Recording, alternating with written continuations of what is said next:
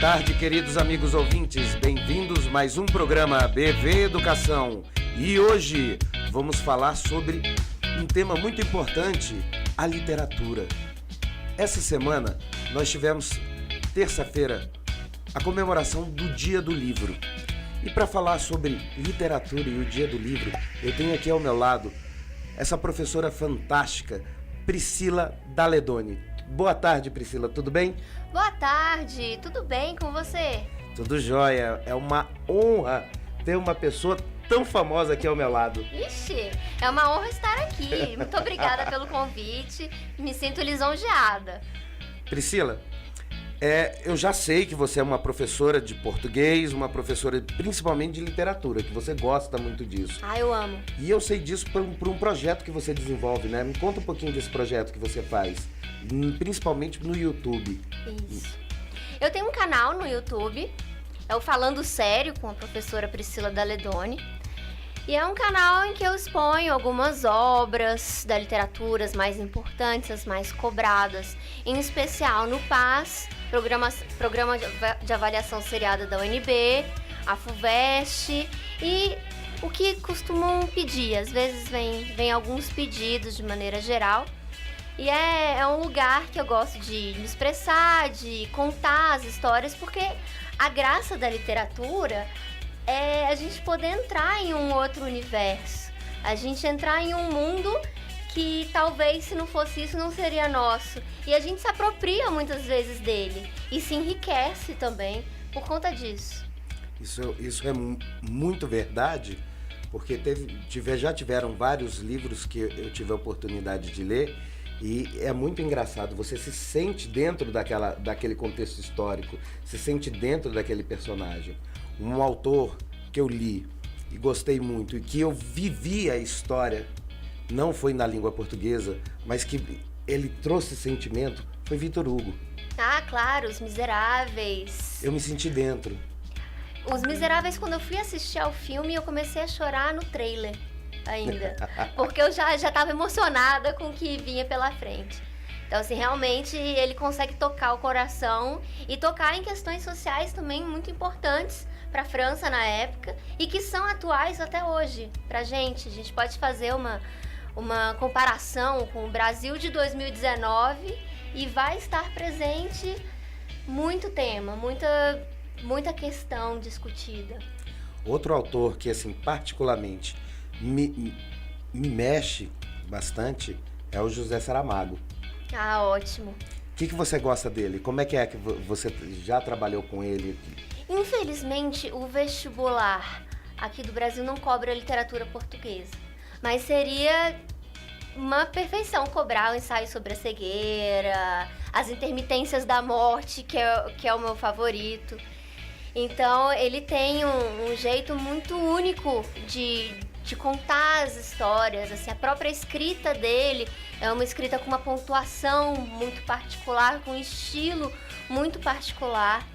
E é muito interessante porque são aqueles livros que a gente pode ler 10, 15 vezes e cada vez a gente vai ter uma reflexão diferente, vai suscitar perguntas diferentes e a gente sempre vai estar em contato conosco, né? Como se fosse uma espécie de terapia também que a gente faz, uma reflexão do nosso estar no mundo, de tudo. Com certeza.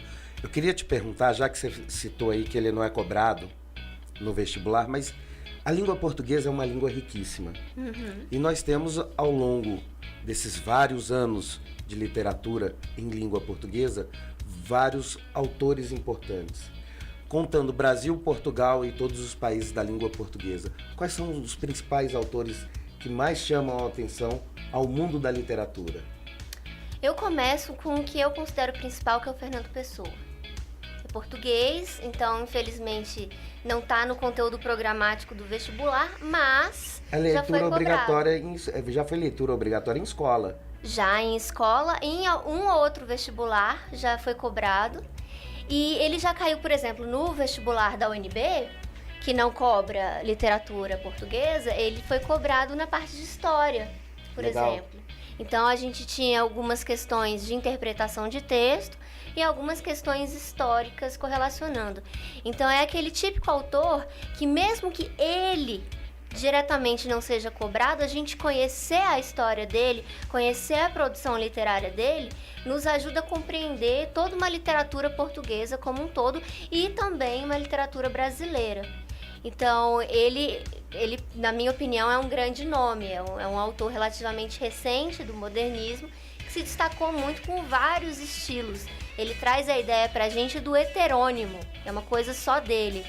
Ele escreve com múltiplas personalidades. Eu já vi até pesquisas que tentavam dizer que ele tinha esquizofrenia ou alguma coisa do tipo, mas nada foi comprovado. Ele realmente era um gênio que criava personalidades que escreviam cada uma ao seu modo. Ele fazia até um mapa astral de cada autor que ele criava. Entendi. Que legal. Que legal, porque daí dava uma tendência de escrita diferenciada, né? Totalmente. É incrível como não parece ser o mesmo autor de todos os textos. Mas na literatura brasileira também a gente tem nomes de muito peso. E eu vou dizer, o mais cobrado, e agora a gente fala em Brasil, nos vestibulares de maneira geral e no Enem, é o Machado de Assis. Machado de Assis. Na academia, se a gente fala Machado de Assis, todo mundo faz uma reverência pra gente. Mas isso desde, por exemplo, na minha época de escola, onde eu tinha um contato, não maior com a leitura, mas sim com estilos literários, ele sempre foi muito enfatizado, né? Sim. Ele trouxe uma novidade muito grande para nossa literatura. Então a gente ainda estava num contexto do romantismo, a gente estava um pouco atrasado. Aquela história do mal do século. A história do mal do século, que depois foi para a geração condoreira do Castro Alves, que foi influenciada pelo seu autor querido Vitor Hugo. Opa! Então a gente tem essa questão social aqui no Brasil trabalhada por Castro Alves, dentro da perspectiva da escravidão, mas ainda é um tanto utópico. O Machado de Assis, ele chega já com um estilo muito particular, com o realismo. Machado de Assis é sinônimo de realismo brasileiro. Tá. E ele traz uma leitura que até irrita muita gente, que a gente está acostumado com aquele final fechadinho. E ele faz algumas digressões, ele deixa muito pra gente completar, pra gente interpretar. Tipo, quem matou? A Capitu, né? A Capitu. Se ela traiu ou não traiu o Bentinho. Né? Mas a questão... E é interessante que quando a obra foi escrita, publicada, era certo que a Capitu tinha traído o Bentinho. Foi começar a se questionar esse fato muitos anos depois. E hoje a gente percebe que é uma narrativa em primeira pessoa, com o viés do Bentinho, e a gente não consegue sair da cabeça dele. Assim como muitas coisas na nossa vida. Na cabeça dele ficou em dúvida. Ficou. Apesar de que ele tinha certeza, a gente vê que ele não é muito confiável. É um pouco passional demais. Assim como às vezes a gente não pode confiar em todo mundo que vem contar uma história pra gente. Além do Machado de Assis, qual outro que é bem cobrado? E o Drummond? Drummond também bastante, né? No meu canal tem até uma musiquinha do Carlos Drummond. Qual? Que eu fiz. Conta pra gente, essa eu quero ver. Deus! Ao vivo, Idovan. Opa! Vamos ter uma música exclusivo hoje sem a Cádia, Edivan. Será que eu lembro a letra? Lógico. Vamos ver. Vamos lá. Só um pedacinho. Vamos lá. Ele nasceu em Itabira e viveu com poesia. Representante modernista, falou do dia a dia, do nosso mundo em construção. Carlos Drummond, Carlos Drummond. Tem 3 fases o Drummond. Tem o eu maior que o mundo, eu menor que o mundo, eu igual ao mundo de Drummond. Eita, é isso. Que bacana. E ele realmente tem 3 fases. A última fase dele é uma fase mais introspectiva, né? De um pensamento do que ele fez no mundo, do como o mundo que ele viveu se transformou. Ele fala muito de Minas Gerais. Fala da Vale. Fala, né? Isso. Ele fala da Vale. Ele fala da Vale como a Vale impactou a cidade dele, de onde ele nasceu. Ele nasceu em Itabira? Isso. E a Itabira virou uma cidade de minério, de exploração de minério. Então ele conta como mudou a igreja dele, ele vai contando isso nas obras dele, né? Ele traz muito do dia a dia. Tem aquele famoso poema dele da pedra no meio do caminho. No meio do caminho tinha uma pedra no meio do caminho, que suscita muitas gozações, muitas piadas. E o que é interessante é que representa bem o estilo dele. Ele fala do que ele vê, ele fala do que acontece com ele no dia a dia. Se um dia ele estava caminhando e tinha uma pedra, por que isso não pode ser um tema para uma poesia? Por que a gente só pode falar de coisas mágicas, de outro mundo, e a gente não percebe a poesia que existe em cada momento que a gente vive? Uma só pedra. Muitos estudiosos fizeram estudos que a pedra representava um percalço, e a gente pode mesmo tirar várias metáforas desse poema, mas ele mesmo, em entrevista, disse que fez por conta de uma pedra, mesmo, objeto físico. Então, muito bacana. Ele era bem do contra, ele gostava de provocar, sabe? Então, que bacana.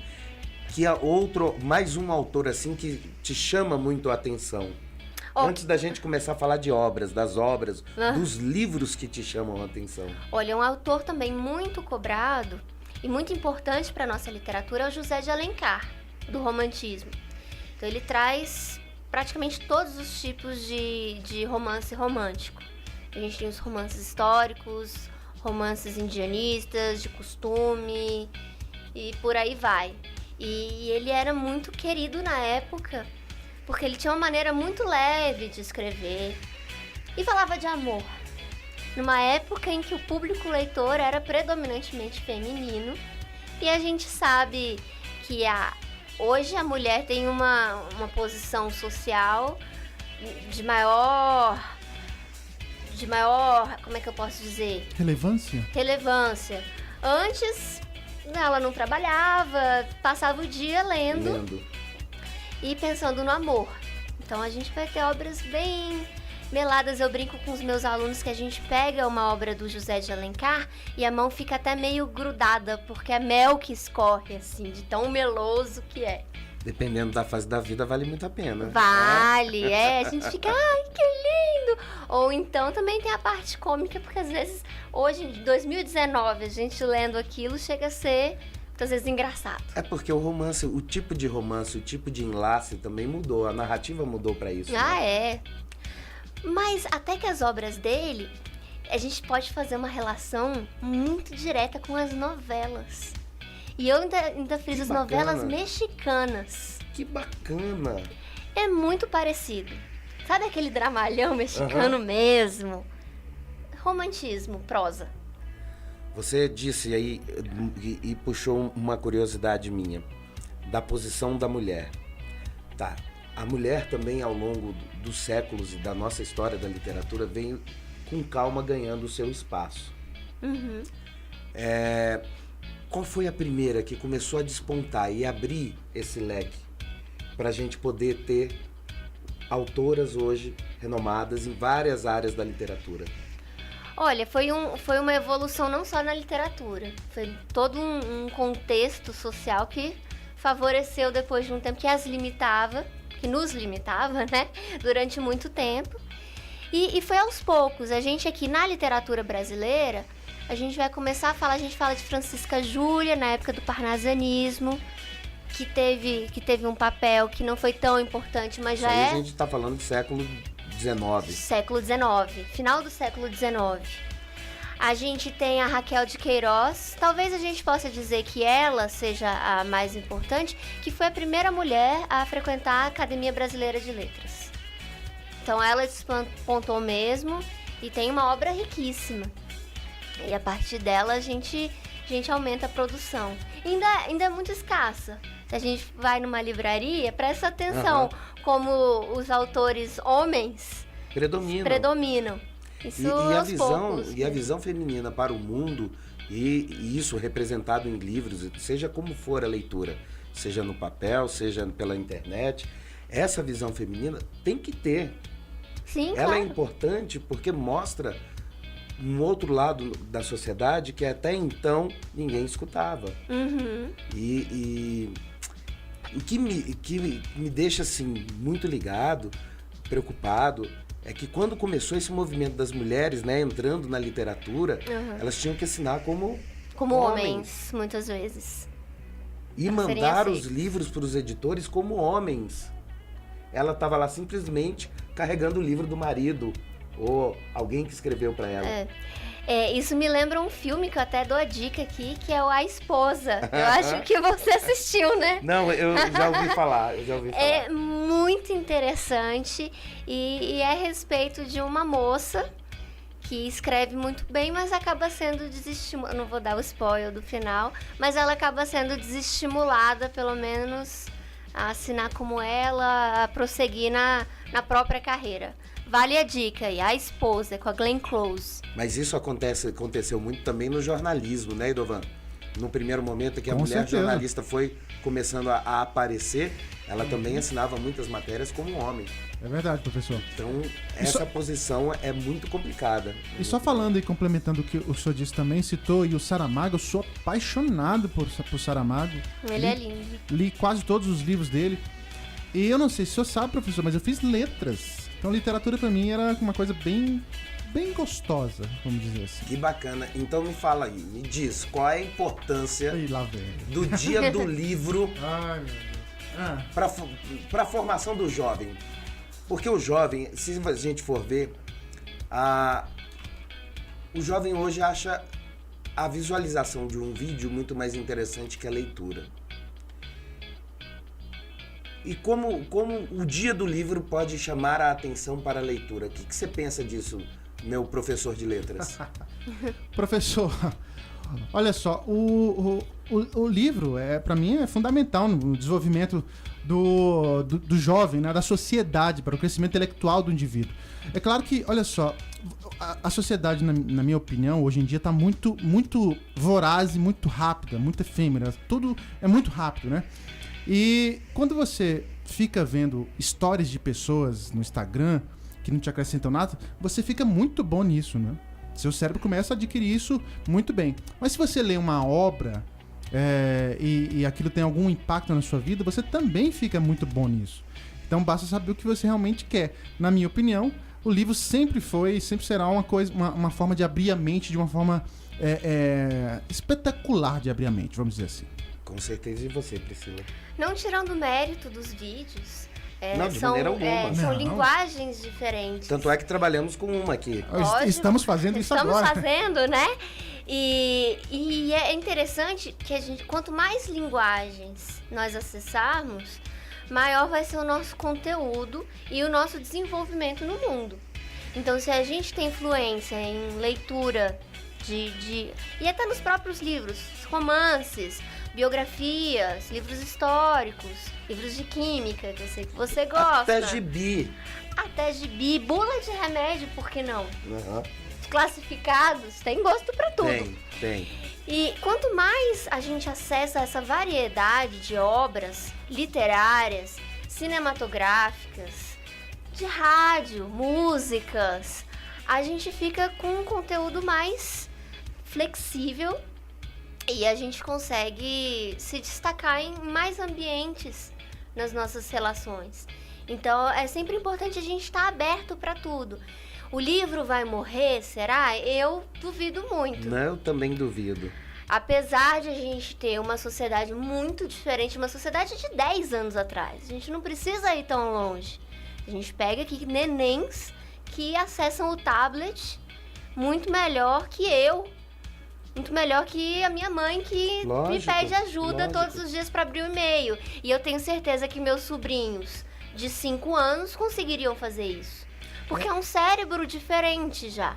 Mas a gente tem que aprender a adaptar, a nos adaptar às diversas questões. Eles precisam desse livro, que é uma coisa mais lenta, mais que a gente demora um tempo maior para digerir, para também conquistar essa calma. E a gente que tá mais velho, também precisa se atualizar nas tecnologias para conseguirmos um ritmo de vida mais rápido também. Mas aí eu te coloco uma situação. Enquanto a leitura não virar um aspecto familiar, a criança não vai se interessar por isso. Nunca. Então não é um aprendizado que vem... vamos ler o livro da escola, todo ano na escola tem 10 livros para ler, o vestibular me cobra 15 livros por ano, não consigo ler, vou ver o resumo do livro. Não, não é por aí. Se isso se transforma em um hábito familiar desde pequeno, o pai, a mãe vão ler o livro com a criança, folhear aquela linguagem com muita figura, com muita história, faz a criança entrar naquilo que a gente comentou aqui, na fantasia da literatura, ela começa a tomar gosto e começa a tomar curiosidade, e aquilo para ela se desenvolve de uma maneira natural.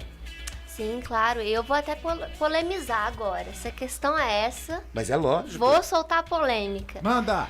É horrível ler livro obrigado. Quem é que gosta? Eu amo literatura, eu amo ler. Mas só de alguém falar assim, você tem que ler esse livro, não dá uma vontade de ler um resumo? De rasgar o livro? Pois é, isso está muito errado. E é uma questão, a escola não tem muito para onde fugir.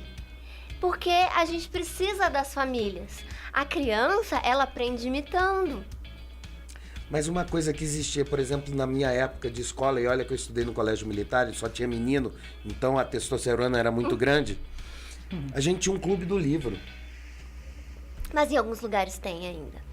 E aí eu vou falar uma coisa, eu fiquei muito surpresa, que eu sempre dei aula mais para pré-vestibular, ensino médio. Teve uma época que eu dei aula para o ensino fundamental e eu fiquei muito feliz com o resultado de Harry Potter na vida desses adolescentes. Acredito. Também acredito, mesmo porque eu li também. Eu também, eu sou E fã é uma de Harry delícia de Potter. ler, é uma leitura eu li ótima. junto com meu filho e a gente teve que ir em Porto, na livraria Lelo, Ah, eu quero ir, por que você não me levou? Que absurdo. onde as escadas de Hogwarts são baseadas na livraria Lelo. Nossa, Olha que só. sonho, eu vou lá ainda. Eu tomei cerveja amanteigada na Ai, Disney e nossa. também fiquei apaixonado. Tomou cerveja amanteigada, viu até o doméstico lá, né?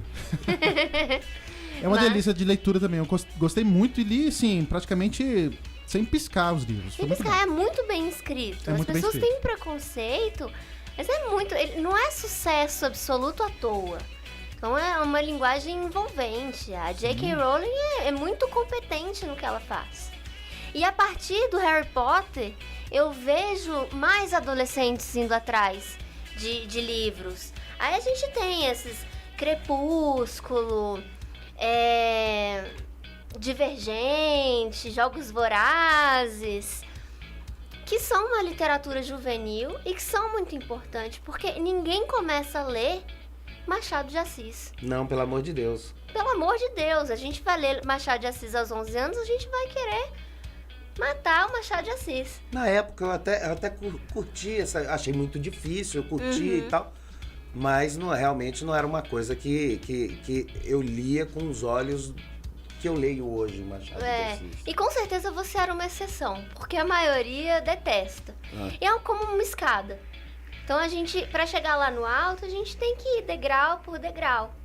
E não significa que quando a gente está lá no alto que a gente também não possa dar umas lidinhas. Eu, por exemplo, adoro livro de suspense. Eu pego esses suspenses bem básicos, bem clichês, mas eu adoro.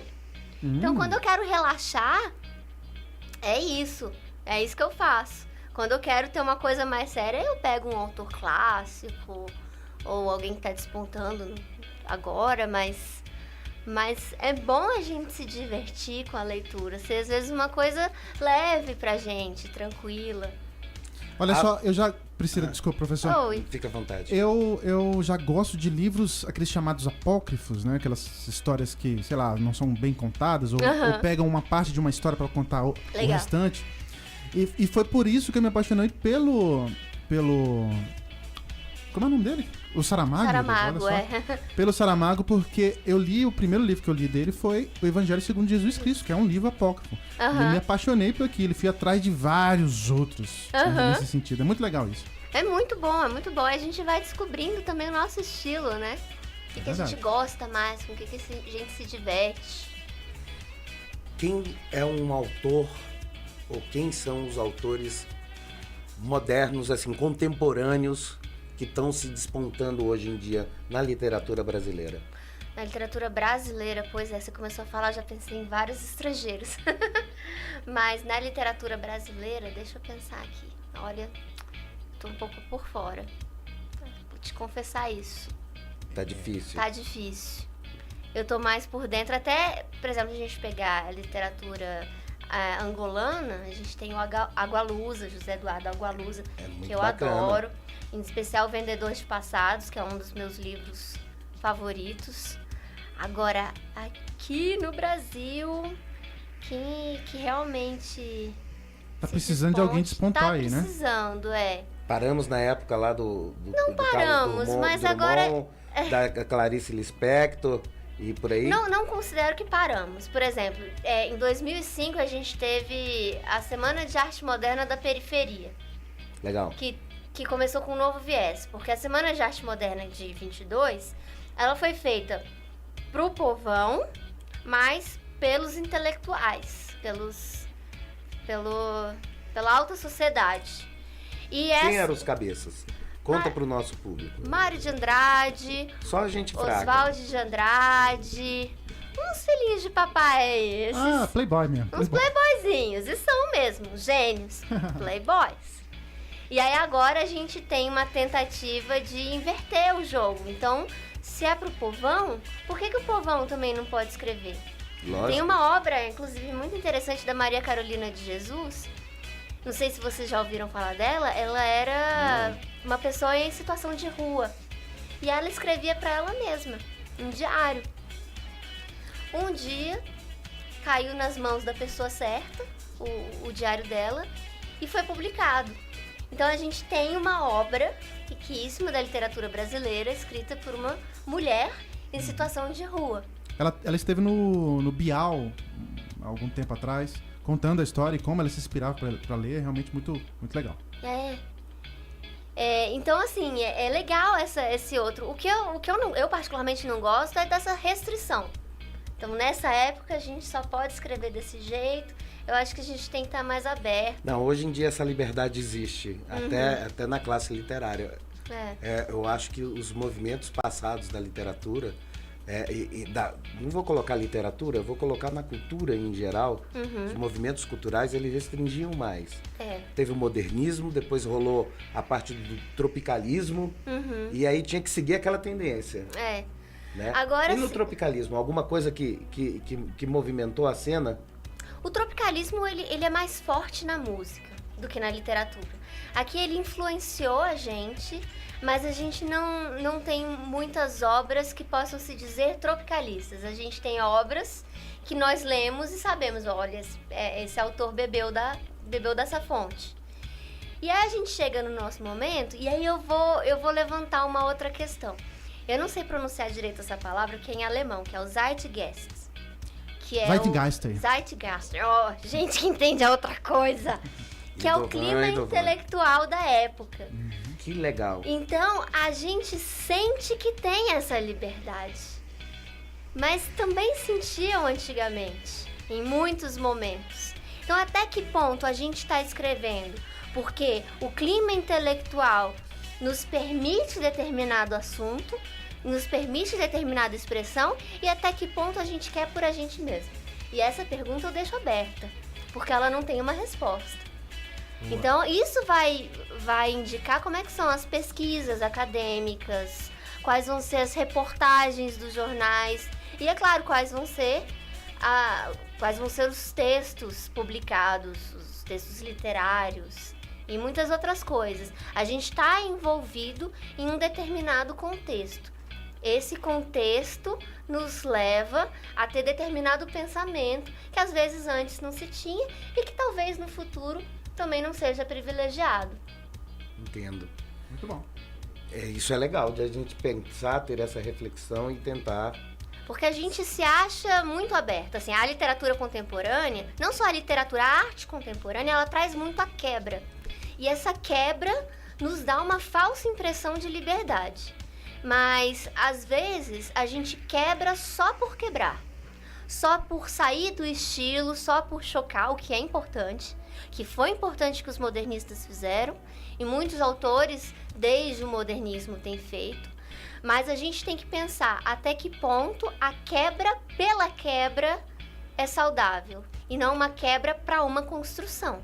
E aí a gente tem duas coisas. É uma crítica que eu faço ao movimento modernista, que trouxe uma quebra... E a gente pode ver isso não só na literatura, como nas artes em geral. Sim. Algumas exposições, algumas obras, gerando mais polêmica do que construindo um fato a ser pensado ou um fato que construa uma narrativa diferente a partir daquele ponto. A desconstrução é importante quando ela tem um objetivo. Então, eu vou desconstruir algum conceito, eu vou desconstruir algum dogma, mas o que eu quero construir em cima disso?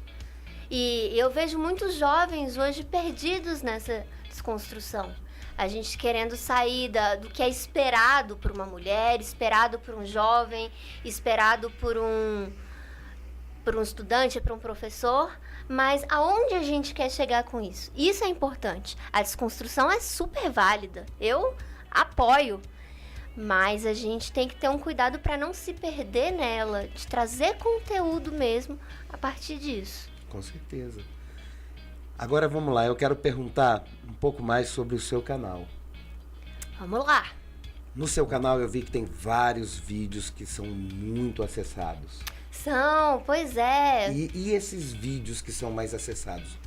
É uma construção que chegou o pedido do aluno para você?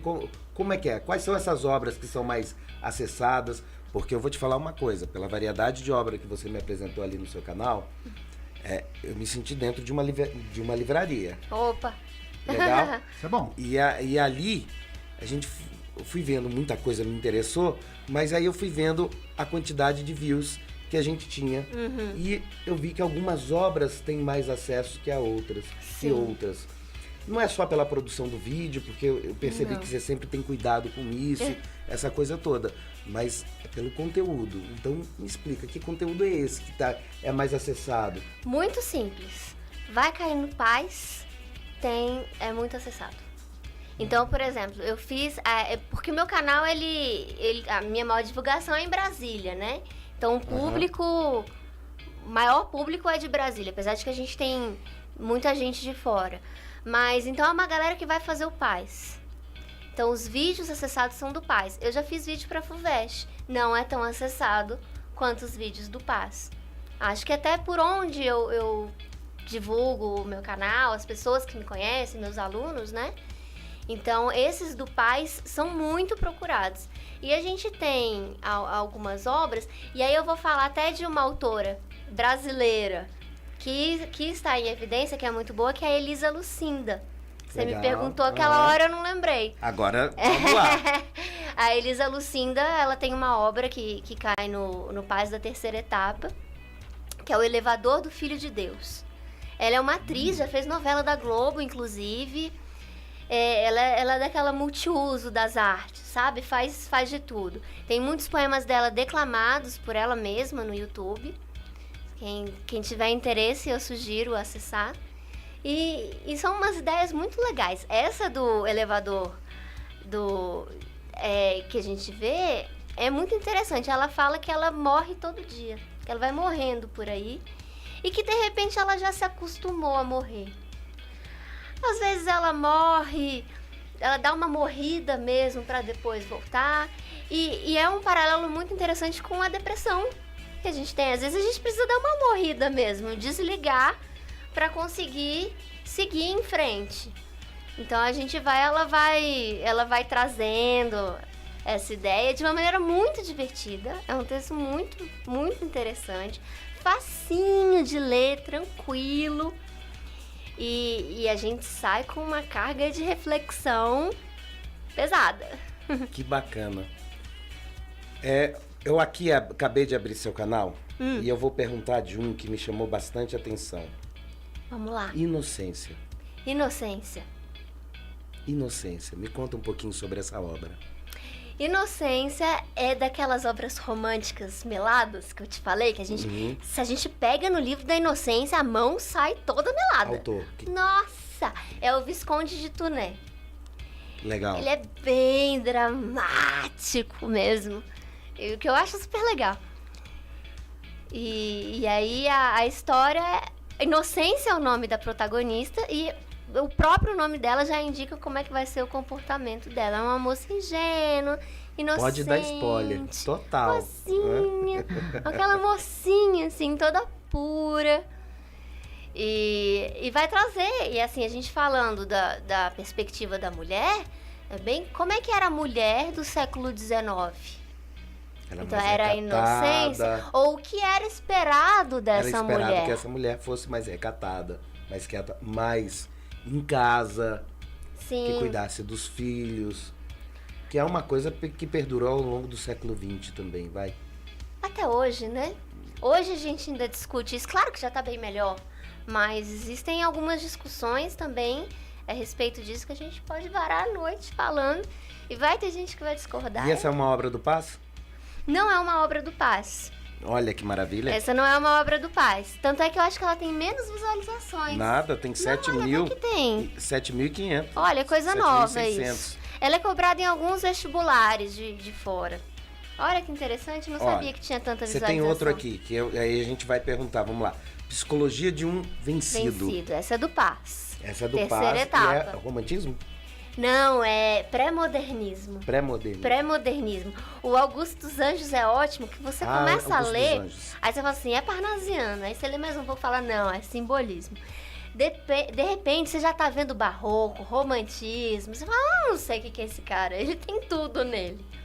É incrível, eu adoro. E como é que transcorre um pouco a história? Como é que é a cobrança dessa obra no vestibular? É um soneto. Perguntam? Então a gente já veio para começar o modelo de um soneto, né? São versos estruturados. É um modelo de 2 quartetos e 2 tercetos. Quando eu digo quarteto, são estrofes com 4 versos. E tercetos, estrofes com 3 versos.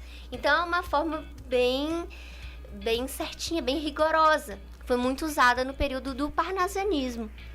E que foi muito condenada pelos modernistas. E ele traz essa forma dentro de uma época em que as pessoas se preocupavam muito mais com a forma do que no conteúdo. Então a gente já cria uma expectativa que vai ser uma obra com um conteúdo mais leve, que não é, que é o que nos assusta, cheio de simbolismos, de metáforas, de reflexões. Que bacana. Muito pessimista, mas é aquele pessimismo que mexe com a gente e fala assim, meu Deus. Então, na própria Psicologia de um Vencido, ele começa se descrevendo. Ele fala, eu, filho do carbono e do amoníaco, monstro da escuridão e rutilância, sofro desde a epigênese da infância a influência má dos signos do zodíaco. Arrepiei. E aí você Olha que bacana. Muito bom. E vai ser melhor que eu para falar o que é ser filho do carbono e do amoníaco. Não, é uma coisa assim, do carbono com amoníaco, é uma coisa que tem uma reação intensa, que Sim, libera muita energia. muita. Eu vejo que aí pela estrutura do texto, ele está falando de uma reação exotérmica, que libera muita energia, muito sentimento. Mas ele acaba na frialdade inorgânica da Terra. Ele começou com carbono, que é orgânico, tô certa? Perfeita. E termina com o inorgânico. E é o processo dele, de vida até a morte. Ele tá morrendo, e ele descreve isso. Ele sofre. Por quê? Aí a gente vai pensar, influência má dos signos do zodíaco. Qual que é seu signo, Bernardo? O meu, eu sou ariano. Ariano. Então eu já vou te dizer que a sua vida nunca vai dar certo, porque você é uma pessoa impulsiva, infantil. Você pode encarar assim? Nossa, acertou. professor. Acertei! Na lata, na lata. Eu fiquei até sem palavras. Opa, né? Você expulsa daqui a pouco. É uma brincadeira. Na verdade, a gente pode interpretar o zodíaco como uma Lógico. forma de autoconhecimento e evolução pessoal. Com Ninguém certeza. é prejudicado por ser Áries ou ser Sagitário, como eu sou, por exemplo. De maneira alguma. Mas ele coloca a culpa no signo. E essa é uma desculpa muito boa. Quando você tá com um problema e a pessoa quer resolver, você fala assim, é porque eu sou ariano. Não, eu falo que eu tô no inferno astral. É o inferno astral, Mas gente. meu inferno astral às vezes dura um É ano. um ano inteiro, né? Entendeu? É. Mas é legal falar, é porque eu sou ariano. Então ninguém pode discutir porque você nasceu naquela data. Não pode mudar seu nascimento. E já E imaginou isso- quem é escorpião, então? Nossa! Senhora! Pesado! Mas aí a gente torna as coisas muito deterministas, o que nos lembra um tanto o naturalismo. Porque se o problema é o horário do meu nascimento, eu nunca vou resolver isso. Não. Porque tá além da minha capacidade. Então eu já me coloco numa posição de sofredora, de vítima, e sempre vai ser assim. Eu não tenho uma perspectiva de mudança. Não, mas eu vou batalhar, eu vou mudar, eu vou fazer uma terapia, eu vou mudar. Não, nasceu errado, nasceu errado. Você falou da estrutura do soneto. Aí não tem como não lembrar de um poeta que trabalhou com sonetos. E eu não sei se ele é cobrado em vestibular e você vai me falar agora. Qual deles? Ah, Vinícius de Moraes. Eu acho que são os sonetos mais melosos. São ótimos, É. mas não são mais melosos. Olha que legal. Ele consegue trazer um neorromantismo pro modernismo. Ele é modernista. Mas ele trabalha, ele fala de amor como eu acho que ninguém fala. Nossa, aquele de tudo ao meu Não. amor, serei atento antes. E com tal zelo, e sempre, e tanto, que mesmo em face do maior encanto, dele se encante mais meu pensamento. E por aí vai. A vai. gente tem, é muito gostoso ler Vinícius de Moraes. A história dele é muito interessante. E Mas eu choro no soneto da separação. e você já... Tem uma coisa que eu gosto muito no soneto da separação. Você já reparou que ele usa muito as letras P e B? Que são consoantes bilabiais. E a gente, quando a gente pronuncia, os nossos lábios estão juntos. E para sair o som, ele precisa abrir, precisa se separar.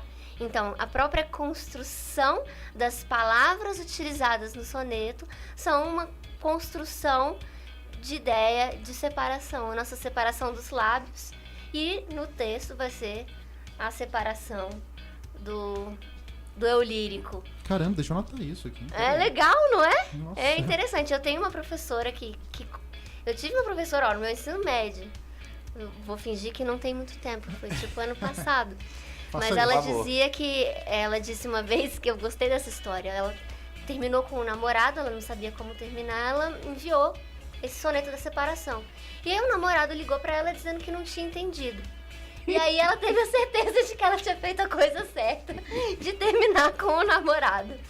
E essa questão, o Vinícius de Moraes é muito atual, até ele é muito recente, né? Ele morreu na década de 80, então a gente ainda teve muito dele. Ele participou da música, a música é muito mais conhecida, então todo mundo vai conhecer o Vinícius de Moraes. E a história dele, fica a dica aqui do documentário da vida dele. É muito bom. É engraçado. A vida dele era muito engraçada. Ele era uma pessoa Diferenciada. peculiar, diferenciada. Era. E a gente entende muito do que ele escrevia. Quando ele se apaixonava perdidamente. E ele se apaixonou muito. Muito. 8 ou 9 casamentos. Foi.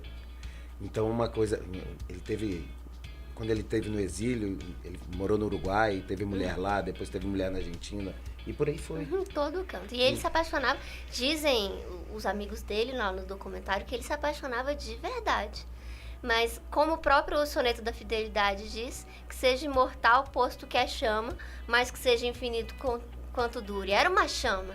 Quando caía no tédio, na monotonia, ele já ia atrás de outra mulher.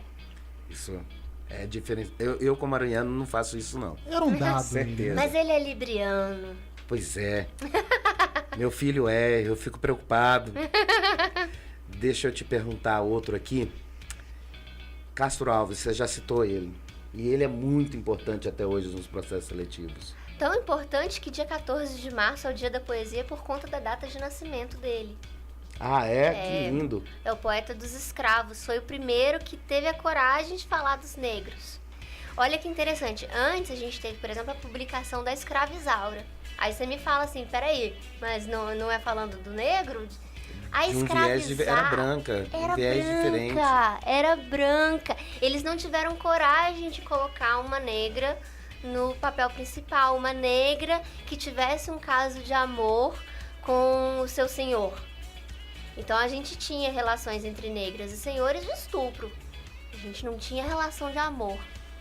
Aí vem o Castro Alves. É claro que a época em que ele escreveu favoreceu. Como é que é o Zeitgeist? Como é que se pronuncia mesmo? Zeitgeist, é só fazer uma fala alemão, é. Vou latir aqui.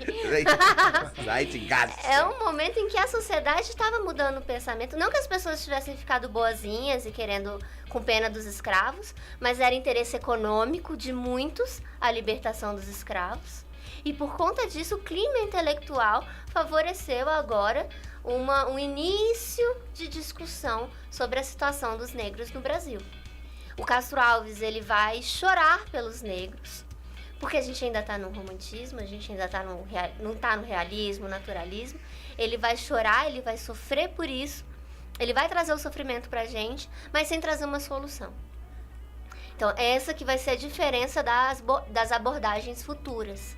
Então, a gente tem, por exemplo, o Mulato, do Aloysio de Azevedo, que vem no naturalismo, um pouco depois, que já vai ter uma forma diferente, um formato diferente. Ele vai trazer o desastre mesmo, com uma crítica social intensa. O romantismo faz uma crítica social mais chorosa, mas é uma coisa mais ligada pro sentimental, a gente fica com pena, mas muito pouco de ação. Deixa eu te perguntar. Tô vendo outra análise aqui que você fez que chama muita atenção. Clarice Lispector, Amor. É, a Clarice Lispector, eu sou suspeita pra falar dela. Mas é por isso mesmo que eu tô citando. Porque você já deu a deixa pra gente aqui logo no início. Ela é o amor da minha vida. E a gente faz aniversário no mesmo dia. Que bacana. A Clarice Lispector, a primeira vez que eu a li, eu tinha 16 anos. E eu tive uma sensação muito estranha. Porque eu sentia que eu não estava lendo Clarice Lispector, mas que a Clarice Lispector, de alguma forma misteriosa, estava me lendo. Ela escrevia coisas que eu sempre tinha pensado, mas nunca tinha conseguido traduzir para palavras. Foi uma sensação esdrúxula. Na época eu pensei, meu Deus, eu sou a reencarnação da Clarice Lispector. Depois eu entendi que não tem nada a ver com isso, que na verdade ela tem uma linguagem muito intimista, que mexe mesmo na alma. Eu brinco com os meus alunos que a gente não lê Clarice Lispector com o cérebro, a gente tem que ler com a alma, senão a gente não entende. A gente querer entender palavra por palavra, trazer um significado único e formal, isso nunca vai existir. Ela mesma no conto do Ovo, ela diz, quem me entende, erra. Então, o certo ao ler Clarice Lispector é sair com dúvidas, com aflições. Porque é isso que nos faz andar. Quando ela escreve A Paixão Segundo GH, no início ela diz que a GH se sente como se tivesse 3 pernas, mas que agora tivesse só 2. E com 3 pernas você é um tripé, você se equilibra, mas não sai do lugar. As 2 pernas te fazem se movimentar, ir pra frente. Então é isso, é ler e sair com a dúvida. É sair, meu Deus, e agora? Eu não sei mais quem eu sou nesse mundo, eu não tenho mais certezas. E nós nunca vamos ter essas certezas. Não. E a terceira fase do modernismo, ou a geração de 45, é uma fase que vem para trazer dúvida mesmo. Vem para mexer na gente, a gente ficar, tô perdido. E esse é o certo. E esse é o certo? Esse é o certo pra eles. Nessa geração? Nessa geração. É Quem mexer com a nossa junto cabeça. Com ela nessa geração? Tava o João Cabral de Melo Neto na poesia. E tava o Guimarães Rosa. Que também pra mim é um dos grandes autores. Trabalha muito com uma metáfora, muito com um misticismo. E não traz respostas. A gente tem que ir atrás conosco, encontrarmos. Ele mesmo diz no Grande Sertão Veredas que viver é muito perigoso. Então a gente vai vendo esses riscos na literatura. Obra muito cobrada, né, Grande Sertão? Bastante cobrada. O Grande Sertão Veredas e os contos do Sagarana são muito cobrados também. Deixa eu te perguntar, Manuel de Barros, o que você acha desse autor do livro o Apanhador de Desperdícios. O Apanhador de Desperdícios, o Manuel de Barros, ele tinha uma linguagem própria e ele dizia que ele gostava de brincar com as palavras. Então, o que ele fazia era uma brincadeira mesmo. Ele inventava. E a gente lendo, a gente começa a criar mesmo um outro universo, até objetos que não existem. A gente vai se apropriando de outro tipo de vocabulário. E aí, voltando no que a gente já conversou, de quanto mais tipos de leitura a gente tem acesso, melhor a gente interage com o mundo. Conhecer Manuel de Barros e compreendê-lo tem muito a ver com a gente compreender as metáforas da vida. A gente olhar para uma cadeira e não ver só uma cadeira, mas a gente vê todas as possibilidades que ela traz pra gente. Então, a gente não se limitar, a gente não se definir, mas a gente trazer a nossa própria reflexão. Eu faço mais uma autora atual, eu tô lembrando aos poucos, que é a Adriana Falcão. A Adriana Falcão, ela escreve pra Globo, escreveu muitos roteiros da Grande Família, do Tá No Ar, mas ela escreve também muitas obras literárias. E ela tem uma obra que se chama O Pequeno Dicionário de Palavras ao Vento. Que ela é um dicionário, mas ela dá a definição metafórica dela, uma definição particular. A gente saiu um pouco daquela rigidez, daquela formalidade do dicionário. E o Manuel de Barros tem isso. Ele que define. Uma flor pode ser uma flor para todo mundo. Para ele, é uma coisa bem particular. Outro autor que vira e mexe eu vejo sendo cobrado é o meu xará, Bernardo Guimarães. Ótimo. Tem uma novela mexicana que eu jurava que tinha bebido da fonte dele. Ele escreveu O Seminarista, que já foi cobrado em Paz, já foi cobrado em muitos vestibulares. É tradicional, a literatura tradicional. Isaura. E ele traz aquele viés do livro meloso. É legal. Bacana. Pra gente entender melhor agora dos movimentos, né? Do fim do século XIX para cá, quais foram, assim, do meio do século XIX para cá, quais foram os principais movimentos que influenciaram a literatura brasileira? E como isso vem sendo dos movimentos da literatura brasileira estão sendo cobrados no movimento da literatura, no geral, né? É cobrado no país. Por exemplo, o romantismo, o mal do século, mas será que ainda pergunta do mal do século? Ou se pergunta. Como isso vem acontecendo dentro dos processos seletivos? Vamos começar pela independência do Brasil? Beleza. Que já fez uma forcinha para o nosso romantismo acontecer. Então, os românticos eram intelectuais que queriam a independência, que ficaram satisfeitos com a independência. Mas, como nós sabemos, a independência no Brasil foi uma coisa bem mais ou menos, né? Somos independentes, mas continuamos com Portugal. É uma contradição. O Brasil é ótimo em paradoxos. E a arte tem um papel muito importante em criar conceitos, criar ideias. E esses intelectuais queriam trazer o nacionalismo pra gente. Mas como ser nacionalista, essa maior parte da população nem acesso tinha, mal sabia o que estava acontecendo. As pessoas se consideravam portuguesas. E aí como é que eu falo, ame o Brasil? Quem que você vai amar do Brasil? A gente vai amar quem veio antes dos portugueses, que são os indígenas. E aí eu ouço muita gente falar como se os autores fossem ingênuos e por conta disso trouxessem um indígena diferente da maneira como eles realmente são. Mas não, eles são geniais. Olha só, eu quero te convencer a ter orgulho dos indígenas, mas se eu falar que é um povo que adora vários deuses, que anda pelado por aí, você vai falar, oh meu Deus, meus ensinamentos católicos não permitem. Eu vou pegar o indígena e eu vou colocar nele características europeias. Eu vou ter um índio, de repente, que toca piano, que fala francês, que foi batizado, fez primeira comunhão, quer se casar na igreja. É esse índio que a gente vai olhar e falar assim, nossa, eu quero ser que nem ele, eu sou do país dele. E a gente tem uma influência do mito do bom selvagem, do Rousseau, Então, tudo isso é o momento intelectual, é o clima intelectual que envolvia. Então, a gente tem um indígena muito bem pensado, muito bem planejado, que vai ser trabalhado nessa época. Então, a gente tem um momento da produção do romantismo em prosa, em poesia, a poesia indianista, que vai ser o primeiro momento, vai falar muito dos indígenas. Um texto muito cobrado é o Ijucapirama, Que legal. do Gonçalves Dias, que também é a história de um índio bravo, corajoso, né? Fala muito de honra. E O Guarani ainda é cobrado nesse sentido? o Guarani também é cobrado. Na verdade, faz tempo que eu não vejo, olha só. Mas é um romance de peso aqui pra gente, né? Guarani, como é que é? Iracema, que é uma metáfora para o nascimento do Ceará.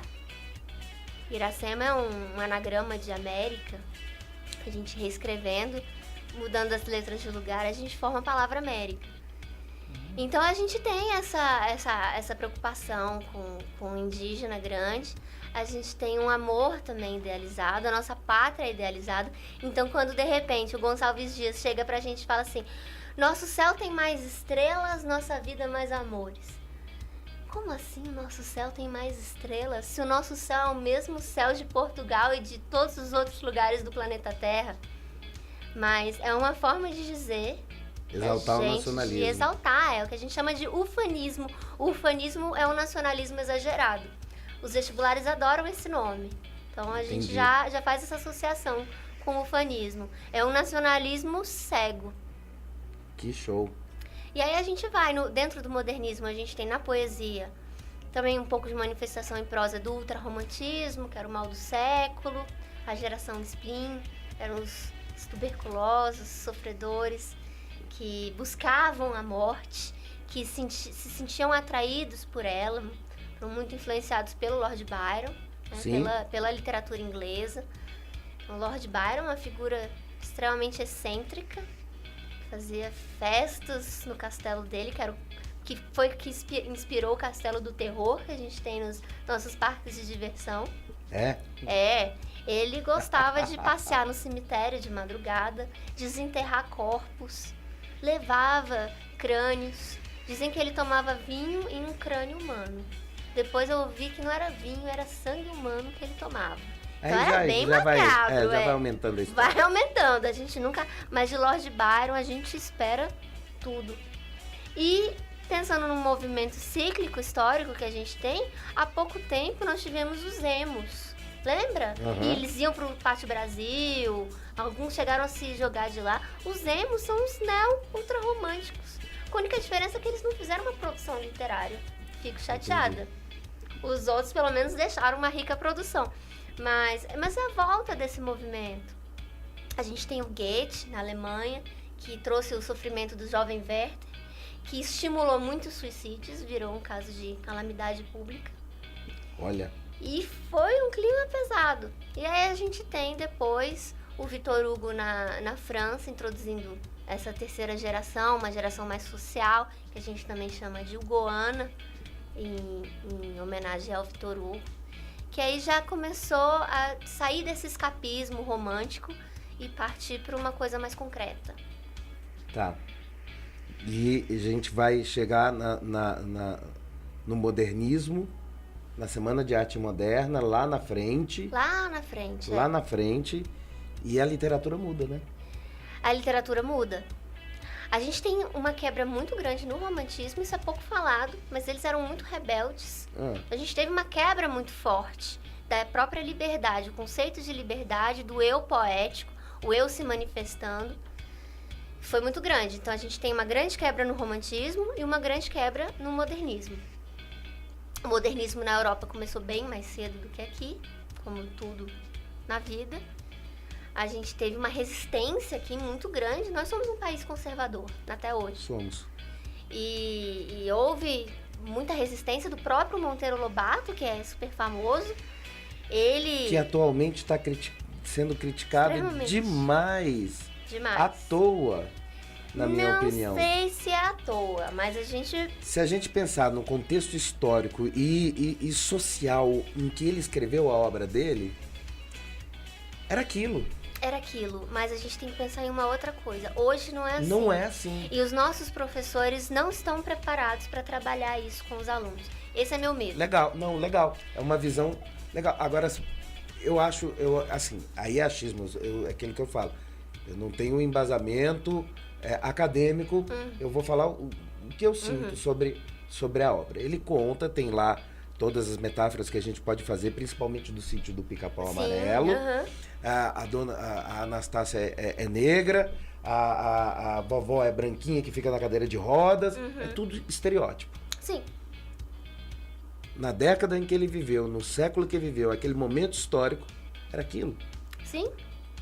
Agora, a gente lendo hoje precisa ter uma reflexão sobre isso. E é isso que eu tenho medo. Tem que ter.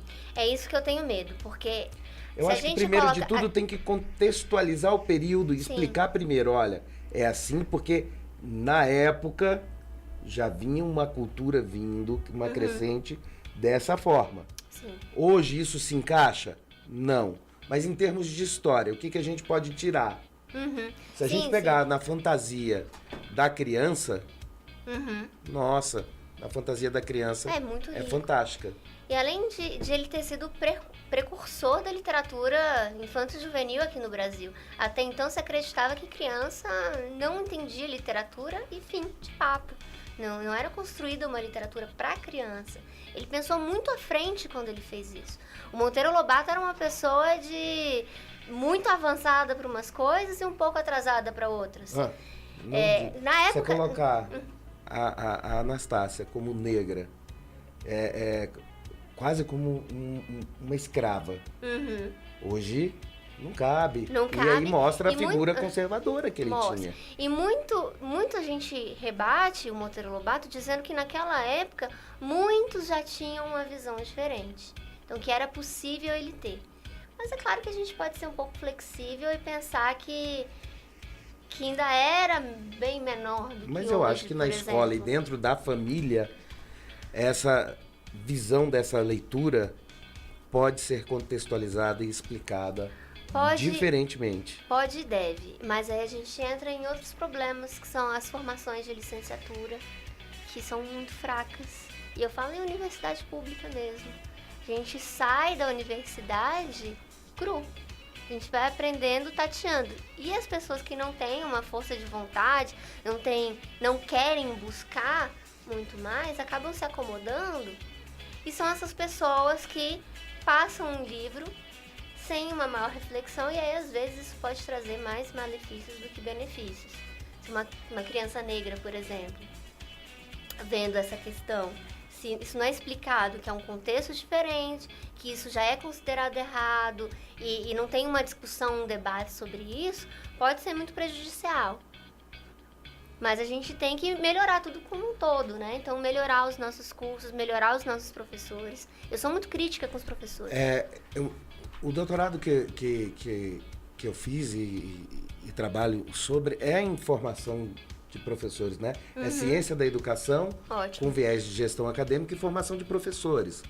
Então, a gente percebe, e eu faço na Europa, e eu estudei na Europa, e a gente percebe o quanto, quando a gente compara, o quanto é diferente. Não é só diferente o contexto da sala de aula, sala de aula com 10 alunos, com mais recursos tecnológicos, com mais... Não é só isso. É a formação mesmo. Mesmo assim, lá eles reclamam que eles saem crus. Imagina se viessem pra cá, né?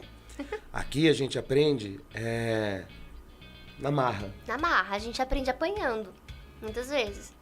E haja força. E continua aprendendo. Eu tô nessa estrada já tem desde 2000. E pouquinho. E já tô... E todo ano tem um desafio novo. Tem. Todo sempre uma ano situação tem um desafio que novo. como é que eu vou lidar com isso? Até porque o público muda. E muda o público. Agora eu tô pegando uma geração que a partir dos 7 anos, 8 anos, começou a mexer na internet. Quando chegar a geração do meu filho, vou pegar uma geração que já é inteira digital.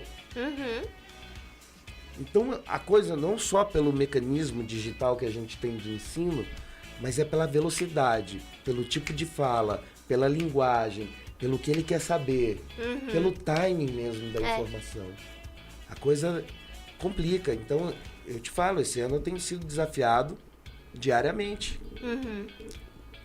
E de vez me trazer agonia, que no início você sai daquela zona de conforto, fica tenso, de vez me trazer agonia, tá me trazendo cada dia mais uma satisfação, uma gratidão por estar passando por isso, porque isso renova o profissional. Claro. Eu vejo muitos profissionais renomados que estão sentando em cima da fama.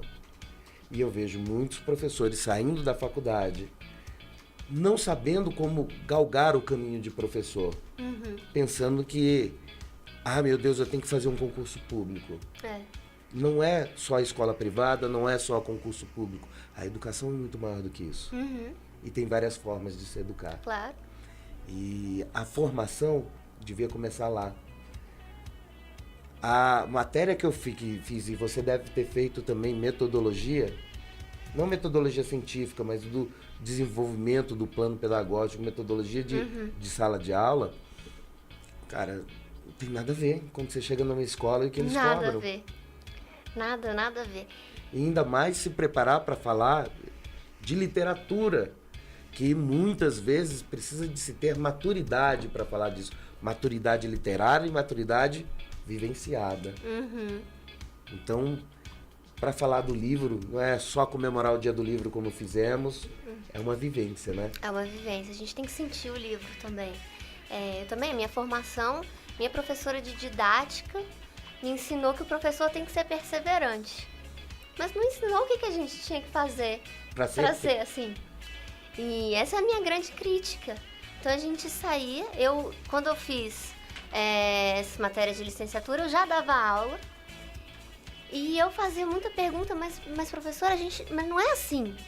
Não está acontecendo isso. E a gente vê que os próprios professores universitários não estão prontos para lidar com a realidade. Eles lidam, não todos, claro, mas muitos deles lidam com um mundo encantado de Poliana. Em que se você for educado com o seu aluno, ele vai aprender a disciplina e pronto. E não é isso. Hoje, algumas disciplinas se adaptam muito mais a isso. Dá para dar um show dando uma aula de literatura. Dá. Olha, hoje aqui você encantou não só a mim, o Idovan, né, Idovan? Com certeza, professor. Mas a todos que ouviram. Obrigada. Não só pela forma com que você fala fácil. Estou recebendo mensagem aqui no celular falando que você falou fácil. Que bom. Que você trouxe o entendimento assim, de algumas obras e de alguns movimentos de uma maneira fácil sobre a leitura. Então isso aqui é muito bacana. Quer ver? Adorei a entrevistada. Ela fala fácil compreensão de muitos autores do século XIX. Adorei. Opa, valeu, gente. Então, isso aí traz... Você cantou. Vocês me fizeram cantar, não acredito. Foi ótimo. E essas coisas trazem uma felicidade de ver que nós temos ainda professores que buscam esse perfil de aula, de educação, de movimento. Eu espero um dia chegar lá. Não, estamos lutando. Eu também espero um dia chegar ao seu patamar aí. Tamo Já junto. ouvi muito falar. Minha prima foi sua aluna. Falou muito foi bem de você. Fernanda. Uau. Foi, Fernanda, Fefe. Ontem ela me mandou a mensagem. Nossa, minha prima vai. Eu falei, vem com ela. Pois é, hoje é aniversário da mãe dela, senão eu tinha trazido. Não é? Pois é, mas ela falou super bem de você. Que lindo. Legal. E vamos junto, tamo junto. Legal, Priscila? Vamos junto. Queria muito agradecer a sua presença e te convidar para ser parceira nossa aqui, para poder trazer esse tipo de informação. Porque não é só no dia do livro ou em véspera de vestibular. A gente tem que causar uma cultura. É verdade. Eu agradeço muito o convite mais uma vez. Foi ótimo, adorei essa conversa. Pena que tá acabando. Por mim, a gente continuava aí. E estou sempre à disposição. Aqui, estamos juntos. Quem quiser entrar no meu canal é Priscila Daledoni. Priscila com SC e 2 L's e Daledoni com 2 L's. E compartilhar, meu Facebook é Dali Pri. Quem quiser mandar mensagem, eu sou sempre aberta para sugestões, para conversas. Então, eu tenho um trabalho voluntário também. Que legal. Sou uma das fundadoras do Gaut Vestibulares.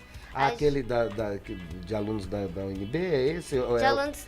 Ex-alunos da UNB? São muitos ex-alunos da UNB. É um vestibular sem custo, né? É sem custo. A gente faz para tentar alcançar uma meritocracia plena. De fato, a gente poder ter uma meritocracia, né? Que é utópica.